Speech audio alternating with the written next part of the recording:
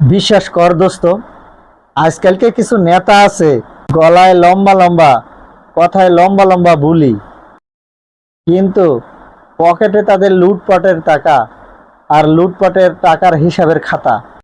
মঞ্চে উঠলে বোঝা যায় এদের মতো দেশপ্রেমিক আর কেউ নাই। দেশ বাঁচাও বলে চিৎকার করে, আবার তারাই রাতের আধারে দেশকে বিক্রি করে ডলারের হিসাব করে। এরা আবার গরিবের পেটে লাথি মারে, শহীদদের রক্ত বেচা কিনা করে, শহীদের রক্ত নিয়ে ব্যবসা করে। শোন দোস্ত, দেশপ্রেম এটা কোনো নাটক নয়, এটা এক আত্মত্যাগের নাম।